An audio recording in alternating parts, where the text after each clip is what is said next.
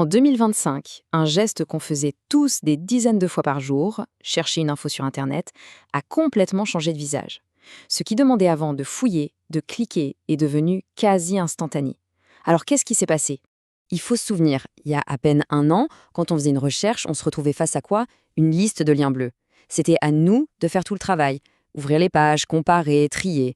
Aujourd'hui, en 2025, c'est une toute autre histoire. On pose une question et hop, on reçoit une réponse unique, déjà synthétisée, faite sur mesure par l'intelligence artificielle. La recherche est devenue une vraie conversation. En fait, cette petite révolution a été possible parce qu'on a enfin résolu un des plus gros problèmes de l'IA, le fameux knowledge cutoff. Pendant des années, les IA étaient comme bloquées dans le passé, incapables de parler de l'actualité. Eh bien, cette barrière a volé en éclats. Et forcément, cette rupture technologique a lancé une course absolument effrénée.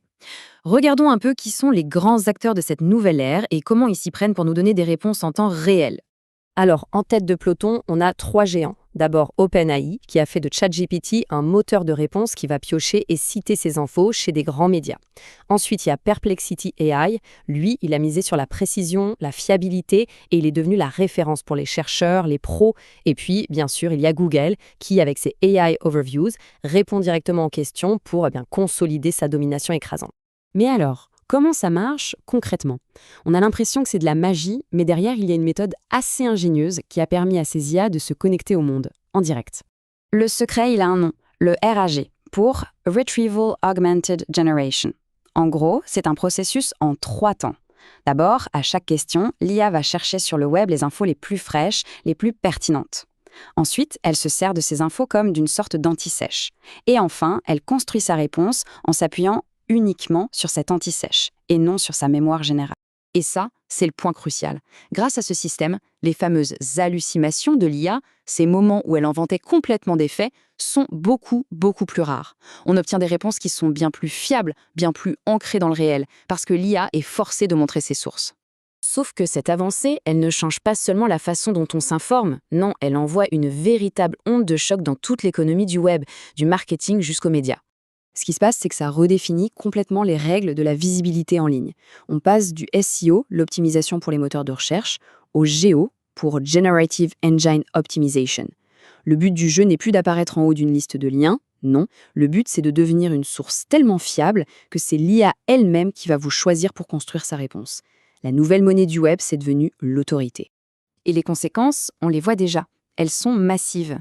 Certains éditeurs de contenu en ligne ont vu leur trafic s'effondrer de 40%. C'est la conséquence directe de ce qu'on appelle les réponses zéro-clic. C'est logique. Si l'IA donne directement l'info, pourquoi aller cliquer sur le site d'origine? Face à cette crise, l'industrie est obligée de s'adapter, et vite. Pour compenser la perte des revenus publicitaires, on voit apparaître de nouveaux formats, comme des pubs intégrés directement dans les chats avec l'IA. Et pour le manque de visites, des éditeurs signent des accords payants pour que leurs articles nourrissent directement les IA. Mais attention, tout ça, ce n'est qu'une première étape. La prochaine évolution, elle se dessine déjà pour 2026 et elle est encore plus fondamentale. L'IA va passer de moteur de réponse à moteur d'action. Dans un futur très proche, ces agents autonomes ne vont plus se contenter de répondre, ils vont pouvoir faire des choses pour nous. Des choses complexes, mener une recherche de fond, comparer des prix sur plein de sites, vérifier une info en croisant des dizaines de sources, et même aller jusqu'à acheter un billet d'avion ou réserver une table au restaurant à notre place. Et on termine là-dessus, avec cette question qui est à la fois fascinante et un peu vertigineuse. On passe d'un outil qui nous aide à trouver une information à un agent qui prend des décisions et qui agit pour nous. Alors si demain l'IA peut rechercher, décider et acheter, quel sera notre rôle, à nous? C'est la grande question que cette révolution nous pose à tous.